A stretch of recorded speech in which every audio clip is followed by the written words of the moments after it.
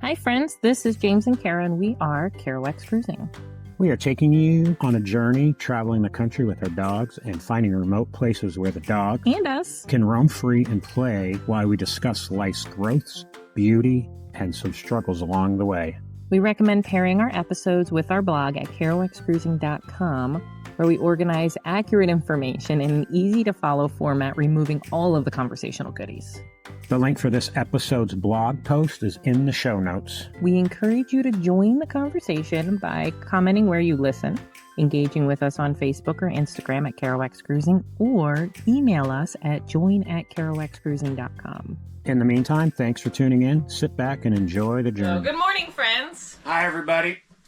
Today we are going to talk about what we've been learning about living off-grid in our camper, traveling around. For the last 6 months, I think. For 6 months, yeah, since June, and we're in January. About a year and a half ago, we did a general off-grid kind of camping hacks. Like the gear that we couldn't live without when we went camping came with us no matter what. We didn't have a camper at that time. We didn't have a travel trailer. Yeah, we were tent camping or car camping at the time. So this is kind of the evolved version of that. It actually was one of our most popular episodes, so we were kind of like, we should do a camper version. So here we are. So some of the things, and we're going to just hopefully stay on track. We're not good at that. We both have ADD. But what really helped us be able to live in a camper and travel was living off grid for 8 years when we built our homestead in northern Arizona. So we didn't know how much it was going to help us, but it prepared us with the simple things on conserving water and conserving electricity. And we had been avid campers before we ever moved off grid.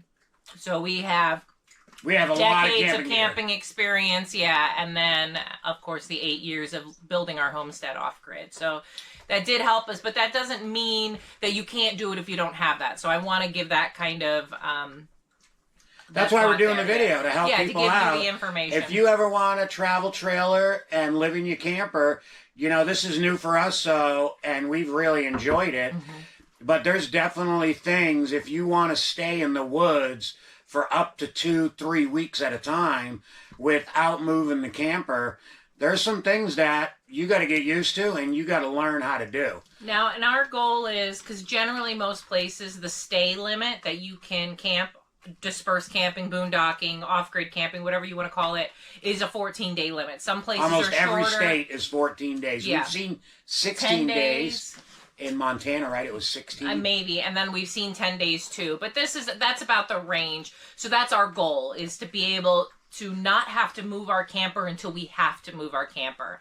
Find a different spot to get you on the road again. So we try to not have to dump our tanks and not have to do all of that stuff until we absolutely have to move. So that's the goal, I guess, that we're helping you get to. So we're going to start with water. And one of the things, right, you're going to go to an RV park or wherever you're going to go, Love's, Truck Stop, that has a dump station and you can get potable water. You're going to dump your black tanks. You're going to fill up with water. Well, the water, doing dishes, taking showers, washing up, all that stuff goes very quickly. Yeah. You're lucky. Even conserving the best you can conserve, you're lucky if you get 7 days. For the two of us, yeah. Just that's two a push. People. That's a push. And we're not using it to drink. We have containers that we buy drinking water. So to conserve water, we'll go back to the drinking water in a minute because that's important also, because we're not buying like bottled waters or nothing like that. So we'll go back to that. So for showers and sink water, you need a shower head that turns on and off on the head of the shower, because you're going to turn the shower on, get wet, shut the shower off, lather up, wash up, whatever you're going to do, shave, whatever, and then you're going to turn the water back on to do it. Dishes is kind of the same thing. You're going to fill a pan with water, soapy water, wash all your dishes, get them all sudsy, and then turn the water on low, Yeah. just barely trickling out to rinse Just your enough dishes. to do what you need to do. You don't want to, because you don't want to burn your water. With that, most campers do come with a shower head that turns on and off, but they suck. They're really terrible. So I recommend replacing it. I can't tell you where to get one because we got ours off of Temu and you're probably never going to find it again. We bought it years ago for the For our tiny house. our tiny house, but our shower was too small to make it work. It just stayed in storage, and then I was like, hey, let's see if this fits this, and it did. So It's really nice one though because it turns on and off, but it creates no pressure into pressure. Yeah. So the shower has really good pressure. So really nice. Yeah, so you want to find something, and there's all kinds of stuff. You can find them at Walmart in their RV section. They've got all kinds of options, but you want to make sure that it has a manual shut off. Yeah, but it's just like in everything you do is making sure you be very conscious of how much water you're using. You know, people have a tendency, like they brush their teeth, they're going to use the water in a second, so they just leave it running. Don't just leave it running. You're washing your hands while you're lathering your hands. You need to turn off that water. You're burning that water for no reason. It's not doing anything. It goes very quickly. 30 gallons of water sounds like a lot of water, but it's not a lot of water. Fast, yeah. So the biggest hack that we have for you, right? What do you do when your water tank runs out? You don't want to move the damn camper. We don't like to move the camper at all. We like to find a nice spot and hang out. So we bought a funnel, and the drinking water containers we have is the plastic ones. You see them at Walmart. They're $10. You know, the ones you dump on the water bubbler at home. They got a nice handle on them. We get the 3-gallon ones. So I hold the funnel and he pours the water in. We can both do it individually. It's a little bit sloppier when I do it.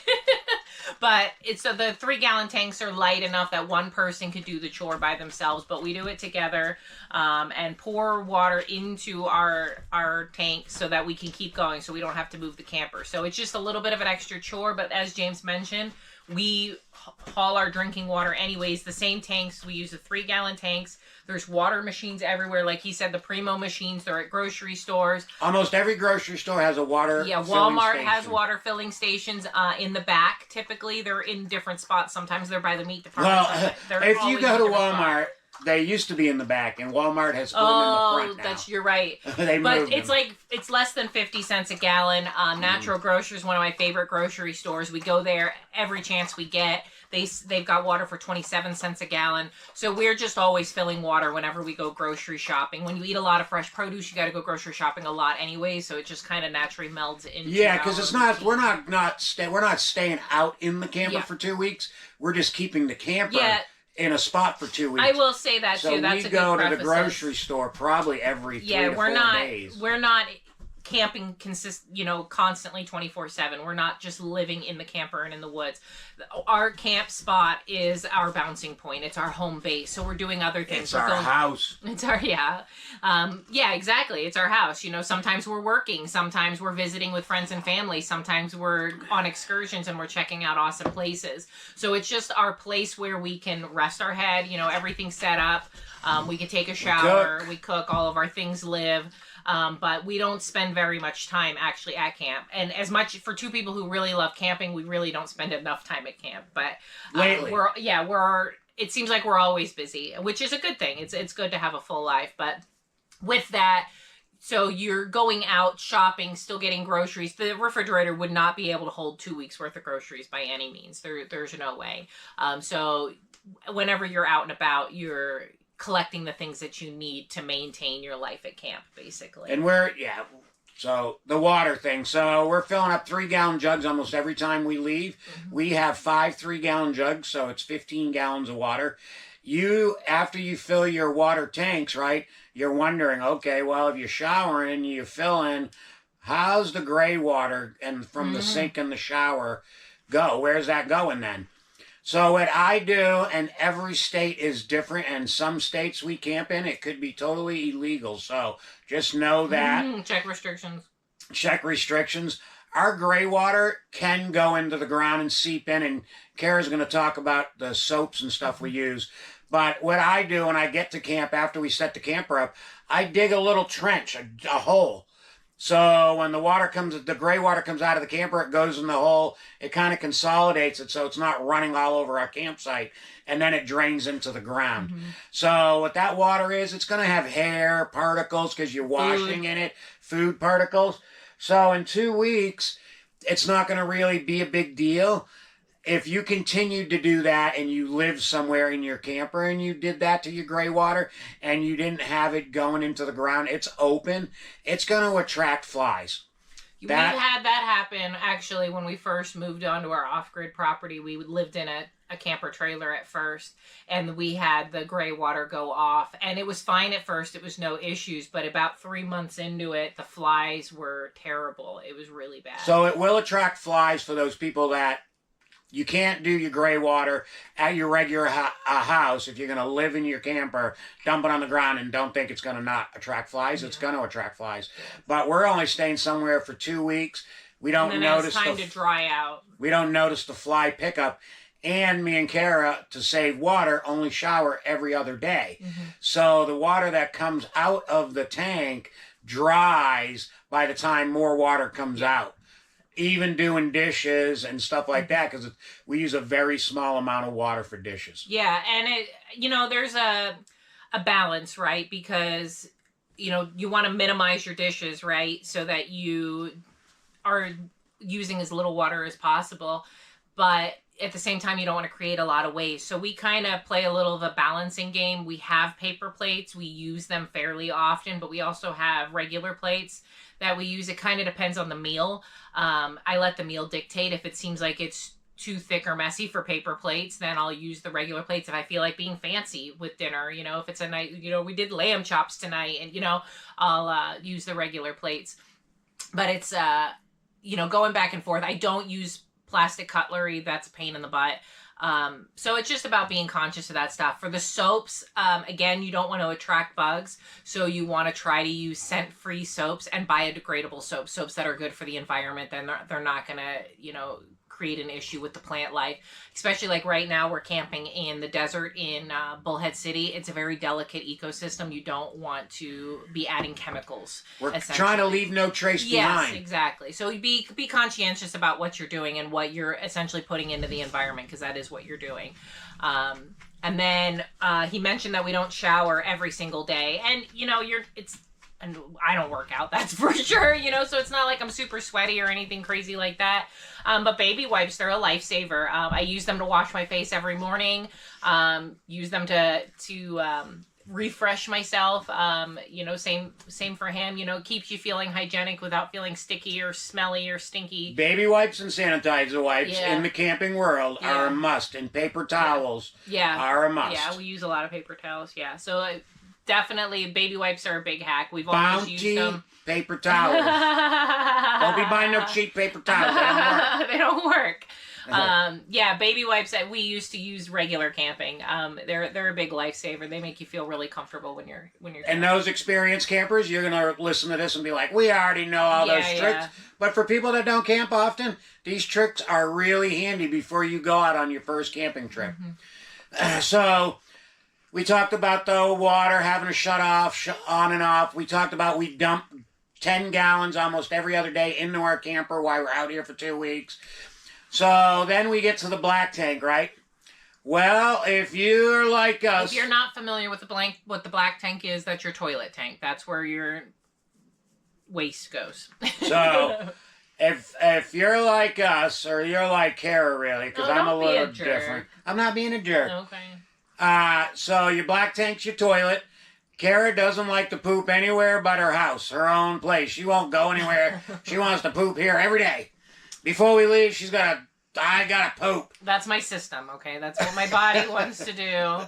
So the black tank fills pretty quickly within 7, 8, 10 days. We're getting pretty good about it because we've been out a lot more than usual. We haven't been in the camper that much. We've been doing stuff. But what do you do when your black tank fills up and you don't want to move for 2 weeks? Well, if you ever camped, and we had the toilet from when we camped, we have a portable toilet that uses the portable toilet bags. that just have Ziploc on it. You seal them up after you use them. We use them for camping, and you know, people talk about digging holes and pooping in a hole. The reason that doesn't work for us, it does work for most people, is dogs dig it up. Dig up human poop and when eat we go it. to a campsite that people use, you know, one of our favorite spots off of Lightning Creek in Idaho was where it came up a lot. People did dig holes a lot, and then our dogs would find it, and so that's gross. That's fucking gross. I know nobody wants to handle their own shit. Nobody wants to hold a bag of their own shit and try to figure out where to throw it away. I get that, but I think it's way better than my dog finding your shit. So that's what we do. It's got a powder in it that helps solidify everything in it, so takes it's the not. Smell. Yeah, it takes the smell out. Yeah. So that's our emergency go-to if our tank's getting full before we're ready to use it. We've gotten, like James said, really good it's been a couple of months since we've had to use that. But we have had to use it in the past, especially when we were first figuring it all out. Because so now we're just more conscious, you know, we're about to go back home and we're at a store. I don't really have to go to the bathroom yet, but I'm going to pee before we leave. You know, just be conscious of when you're out and about, making sure you don't wait to go to the bathroom until you get home, you know? When I lived at home and had a house, I would work all day at somebody's house helping them, and I would rush home to use my bathroom at home. So I get going to the bathroom at home because it's so much more comfortable. Yeah. But if you're going to live the off-grid life and camping life, because when we had our house, even though it was off-grid, we had a septic, so I would rush home to go use the bathroom. But camping world, before I leave, wherever we're doing that day, even if we're at a friend's house, I'm going to use their bathroom before I come to the camper and use my bathroom here at the camper. So that's super important. And then, as a man, the world is his toilet. So James primarily, except for like in the middle of the night, James primarily pees outside. And that's just been his habit in general with us living off grid. Even when I had my house and I had a septic, I peed outside, especially if I'm outside anyways. Why am I going to go in the house and go pee? Just, it's stupid. Yeah. Anyways, so that's our black toilet hack. So that's our water hack, our gray water, and our black water. You cannot dump black water on the ground. Oh, no. So don't ever try that. If you think so, you're a monster. Yeah, don't ever try that. Sorry, no offense, but maybe I mean it. That's people, you can't do that. So there's other ways, and we just gave you the other ways to take care of your black water.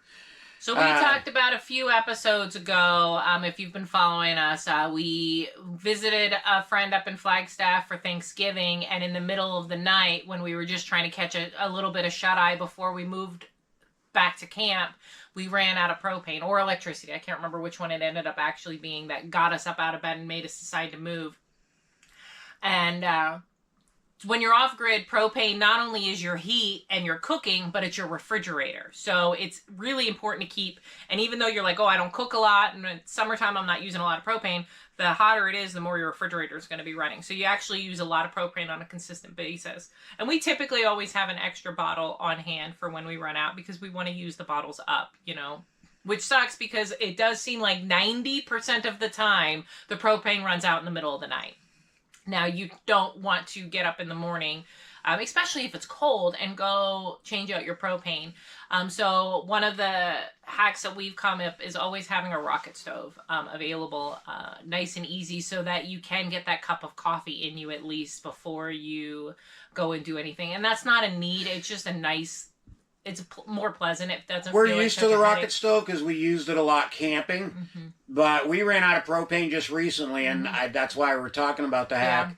Yeah. And we didn't have a backup propane, and we're like, "Oh, that's crappy." And we had talked about getting the backup propane just the day before. We had the empty tank in the back of the pickup truck, but never got it filled. Yeah. And then in the middle of the night, we ran out of propane. So we get up, we want coffee. I have a camping bucket, so I went in our pass-through and got the camping bucket and got our rocket stove, and we had coffee and everything before we went and got propane. Yeah. So that's a nice treat because it feels like a punishment almost when you have to go do those chores and you haven't even had your nice warm cup of coffee yet. So those who don't drink coffee, whatever you drink, Red Bull. Yeah.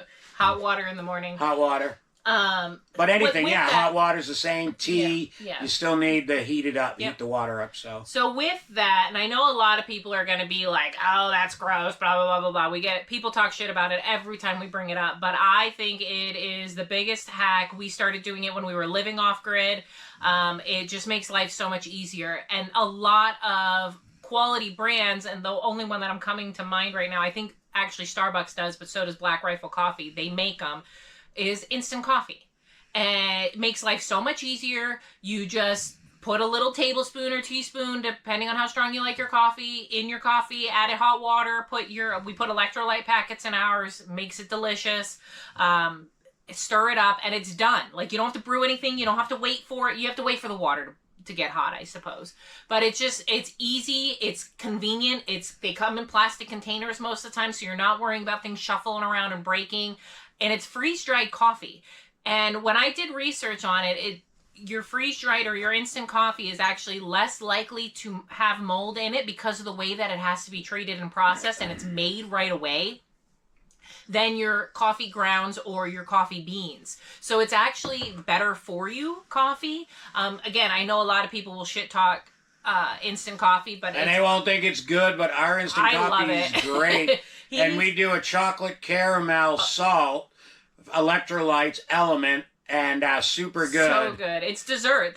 You add some heavy whipping cream too. You get a carton of heavy whipping cream, and it is literally dessert for your morning coffee. There's So nothing I've more been enjoyable. drinking instant coffee now for a long, long time, and we stay at hotels very infrequently, but when we do, we take advantage of continental breakfast.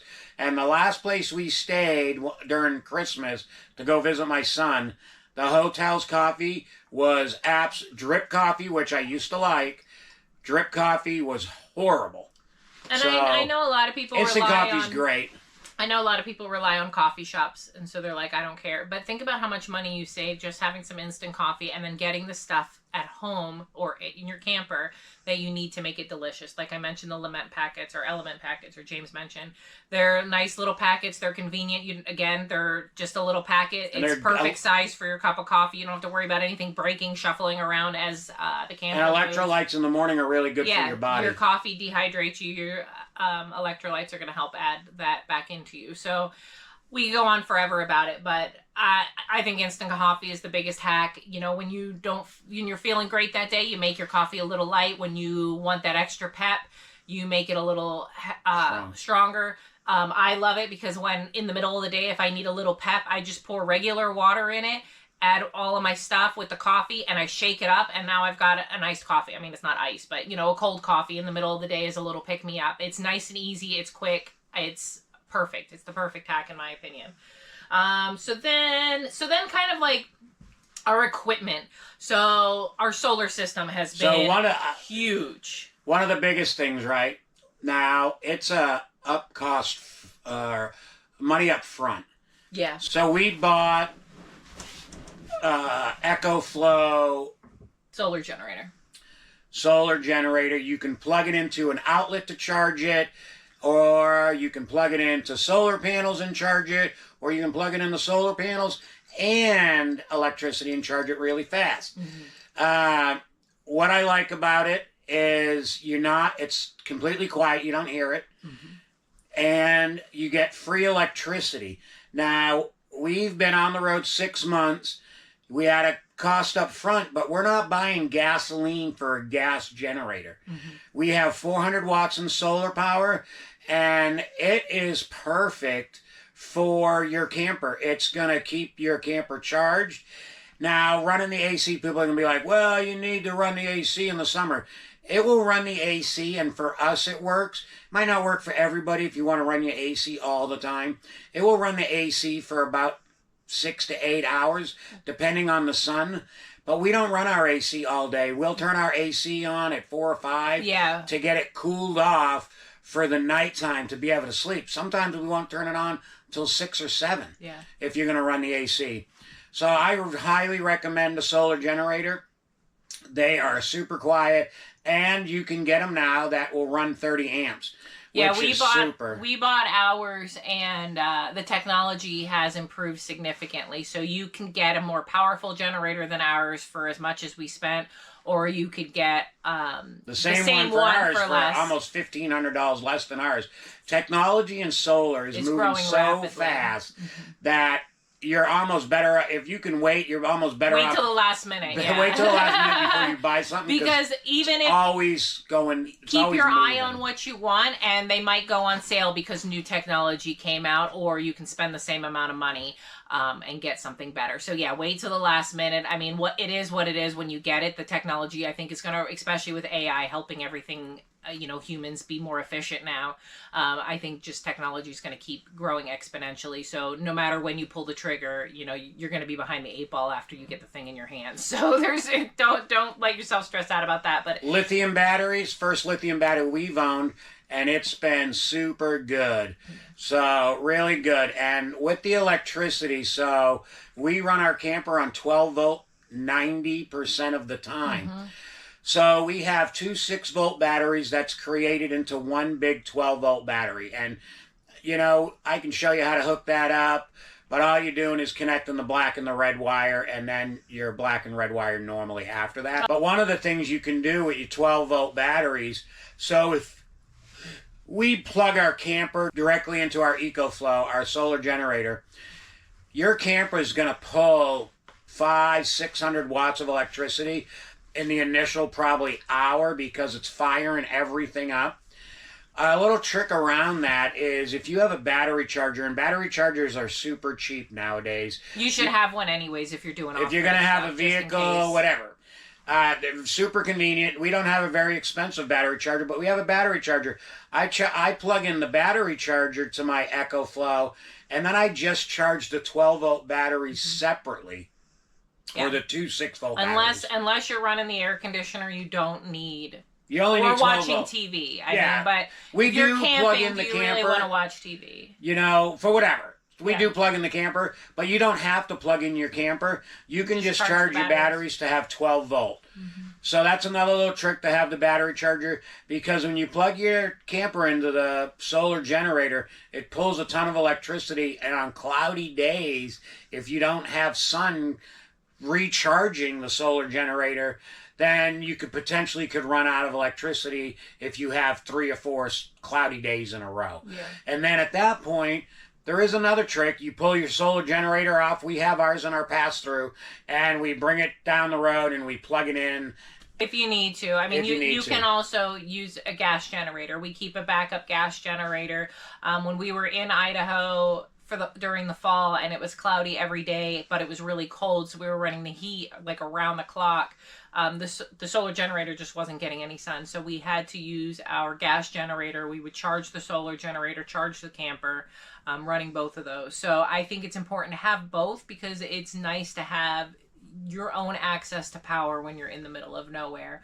But the solar generator is what we use 90% of the time, and it's glorious. It's really great. It runs everything we could want to run just fine. Yep. We have plenty of electricity. Helps save on electricity. We at night try not to use lights as much as possible, because that's going to pull that 12 volt power. So we'll light candles on the table, which is nice for setting the ambiance too. And then we have battery power lights that will light up around the house, but particularly in the bedroom, I've got little what do you call them? Like little fairy lights almost. And they, again, add a nice ambiance. But when you are living this kind of lifestyle, you start to get in sync with the natural rhythms of nature, right? And so when the sun goes down, you naturally get tired. Well, if you have all these bright lights on, that kind of messes up your circadian rhythm, and that's important for us to stay into. So having these lower lights are really great for us to help wind down at night. We stay with the natural rhythms. It gets dark, and now we're starting to wind down and get ready for bed. You can't really read with that kind of light, so if that's something you enjoy doing, I know they've got little reading lights that are battery operated or will charge USB charge, but I think that's one of our big hacks, I think, is having the little lights and the candles instead of using the 12 volt. And one of the things I'll say, right now we're staying in the desert, So it's really nice during the day, 65 degrees, but at night it does get chilly. One of the other things, if you have a candle or a few candles lit, it actually does adds a little omit heat. a little heat, so it takes off the little chill The edge in the air, before you get under your covers. So people don't realize that. They're like, candles, but it's a flame, and it does let off heat. Before 100 years ago, everybody lived by candlelight for thousands of years. So that's a nice. great hack. It's a nice ambiance. We don't watch really too much TV, so for us, we enjoy just sitting around with candles going. So that's a good hack, and that saves you on your electricity. Yep. So then internet is a big deal, especially for us. We're content creators. We need to have connection, even though we want to be disconnected. All right, friends, we're back. For those of you who are watching us on YouTube, our battery died on our GoPro, and so we took a short break. Take a short break, but we're back. Charge it up, and I think we left off internet. So I was going to start talking about internet. So of course we have to stay connected, but I think for many people who are trying to travel full time, most of us don't have just a residual form of income that are coming in. So you still need to work remotely, or you just want to stay connected to loved ones while you're, it's hard. We've been in situations where we had no internet connection or no cell phone connection, and we were in trees, so we couldn't even get Starlink. And so we were really disconnected. And so it's hard to make plans with people, because once we get to camp, they can't contact us. We can't contact them. So we're leaving. I mean, we had family actually just show up because we had briefly mentioned you guys should come by camp tomorrow. And then they couldn't get a hold of us. We couldn't get a hold of them. And so we didn't know if they were actually still going to come by. And then they just showed up. So, I mean, it was beautiful that they did. It's nice to have no cell phone reception and no way to communicate. It's nice to disconnect. Leave your phone. You don't even look at it, and you just enjoy the nature of just being outside, or just enjoy. I do strongly recommend taking advantage of those opportunities that you have it, but internet is a way of life. We still need to stay connected to a point. And so we really, really, really like Starlink. It only pulls about 50 watts from the solar generator, and so that's great. It barely takes anything. We can set it up anywhere. The mobile internet sets up really fast. It is a little pricey, $165 a month for their mobile service. But I feel like it's worth it for what we do and what we need it for. And if you're going to buy the Starlink, make sure you get 100-foot cord for the satellite itself, because I've put it across rivers trying to find clear skies above. So when we were in Idaho, a lot of big trees, so you got to find clearings to be able to get the signal to get through to the satellite. So that's definitely the downside of Starlink. It will work anywhere as long as you have clear access to sky. Now, a lot of people in the conversation about internet while you're traveling say to use a hotspot. They're significantly cheaper. So you can get a T-Mobile hotspot, Verizon hotspot, variety of them. They take very little electricity. A lot of them, I think that you just plug in and charge, and then they run with, just like your cell phone without being plugged in. And that's great, again, as long as you have cell phone service. And sometimes when you get into especially remote mountains and stuff, there is no cell phone service. So you're in the same predicament as you would be in. But again, in those mountains and in those trees, you tend to have issues with Starlink too. So I think it's a good idea to have both situations. You can pause. So if you're going to be in an area that's got clear skies, but you're probably going to be pretty remote, then you keep your Starlink on. If you're going to be in an area with cell phone service, then you can shut your Starlink down. I have not tried on those mobile hotspots doing things like major video uploads and things like that. We have not done that. We use the hotspot on our phone. We haven't had an individual hotspot. Yeah, so when I use the hotspot on the phone, I cannot do the major uploads for videos for our podcast. So I don't know if it's different when you're using one of those home internet kind of doohickeys. So I can't speak to that. But for what we do with the podcast, Starlink is great 90% of the time. Yeah. When we're in the Idaho mountains is like the only time we really struggle with Where it. we are right now, we have no cell phone service, Yeah. but we have Starlink, clear skies above, and we have great service. Yeah, it works really great. And they've been working on that Starlink infrastructure. I get updates because I'm a customer. They're making it so it can ping. They can ping off of each other and do geometric kind of stuff to make it work even if you don't have clear sky directly above. So it has improved. You might just have very slow internet, but you'll have something enough to be able to make a phone call, get a text message, if nothing else. Then with that is the idea of parking for success. So that's one of our biggest hacks, I think, all the way around. So when we are looking for a spot, we're looking for a spot that's going to fit into our lifestyle for that moment. I mentioned in our one of our interviews, I think, that, with Taylor Stewart, James really likes to run up and down hills and mountains. When he goes hunting with his son, they do pretty extreme terrain. So James likes to stay in shape by running up hills or mountains. So we try to camp close to those kinds of places so that he can do those kind of workouts. We like to go for walks or hikes with the dogs, and so we try to make sure that we're in areas that facilitate that. In the summer months, we don't want to run the air conditioner. We're off grid. We don't want to be running the generator unnecessarily, so we try to park under trees, keep the camper out of the sun as much as possible. But on the other side, in the winter months, right now we're in the desert, nice warm days, but very cold nights, pretty cold nights. So we keep the camper in the sun, try to absorb as much of that daytime heat as possible, then shut down all of the windows when the sun goes down to hold that heat in. And we haven't run the heat in nights. Every once in a while I'll have a night where I just have an extra chill, so we'll turn the heat on before we go to bed and then shut it off again. And then the same with that in mind for the Starlink and the EcoFlow, the solar panels. Sometimes it's tough to get the best of both worlds, right? Especially in the summer months, you want the camper to be in the shade, but you have to find sun for this solar panels, and you need to find the clear skies. I'm glad you brought that up, because along with the satellite cord being 100 feet, we bought a 100-foot cord for our solar panels, so I can have them 100 feet away from the camper and still be getting solar. Yeah. So that stuff is important. Parking's important. One of the biggest things when you are looking for a place to park, the best thing you want to do, and you can park at when you get to the area that you want to go, just try to find a truck stop or somewhere, or just a big open dirt lot that you can drop the camper and go drive around just in your truck. Because we've had many episodes about it. Sometimes you get down a road that is very difficult to turn around while you're pulling a camper. So it's much easier to go explore just in your truck.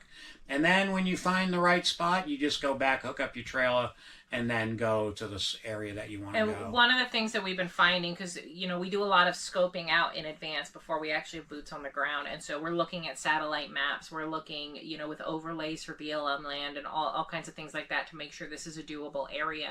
But one of the things and we've gotten better at it, but one of the things I feel like we miss is looking at the terrain. So something might look like a big clear area, and it might look like it's a perfect spot to set up camp, and then you get there and it's literally the side of a mountain. So just having that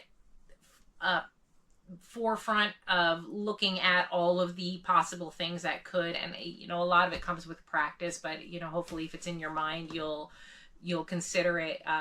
Again, parking the camper if you can. I mean, if you're in an RV or in a van, that becomes a little bit more difficult to be able to separate yourself from your rig. But do the best you can. If something looks like it might be tight before pulling into it, just take the time to take the walk and go scope it out before you get yourself into a predicament that's going to be hard to get yourself out of. We've definitely done that, where we, instead of dropping the camper, we just go for a walk, and dogs want to stretch their legs. Everybody's anxious. It's always a good opportunity to kind of recenter and rethink about how we're going to maneuver this situation. So I think that's, what do you got? What else we got? I think we covered all our hacks. The only other thing we do is we buy bulk meat, and we fill our freezer with bulk meat. So then when we're going to the grocery We're store. just grabbing produce and drinks. Yeah, easy stuff. And we're buying the meat on sales or in bulk. So we're not looking for those deals when produce is cheap to buy. Yeah. So that's about the only other thing we do. We fill our freezer. And other than that, it's a game. You know, you're trying to live as cheaply as possible and really efficiently as possible, and leaving no trace. And leaving no trace when you're going to these I visits. guess with the we garbage, actually pick up trash. Yeah, when we go to our various spots. Yeah, with the garbage, I don't know if we're assholes about it or not. I mean, we find dumpsters in the towns that we go to and take our trash there. I guess that's an And one of the things that's a good point, because trash is an issue. Yeah. Trying to get rid of trash. Truck stops are another good place, but one of the places we've been using right now is a city park. Yeah. And the city park has dumpsters, and it's not illegal. They want you to throw your trash away. Yeah, they don't want it anywhere else. Yeah. So city parks have trash. What you don't want to do is use dumpsters like restaurants that most of the time, we've been in the restaurant business, them dumpsters are full by the trash by bag. the time pickup is. Yeah. So don't go to a dumpster and throw your trash in somebody's dumpster that's already full. That's just a dick move. Yeah. Yeah, or leave the dumpster lids open for the birds to get into, things like But that. as Just always, be a courteous person. Yeah, but as always, if you guys have questions or feedback, if we're missing something, you've got a great idea, please comment and give it to others. If we're missing something and we could be missing it completely in our lives, you know. So we would love your feedback if you've got great ideas. We want all of your knowledge, and we want to give you our knowledge. Practicing best practice amongst a group of people is how we all grow and become successful. Yeah. So if you got best practices, please reach out. If you have anything that we miss, reach out, or just reach out and say, you guys are knuckleheads. We don't care. All right, you guys, we appreciate you watching, and again, we hope we gave you some great ideas and maybe some motivation and ambition to get out there and do whatever it is that you want to do. Until next time. Thanks for watching.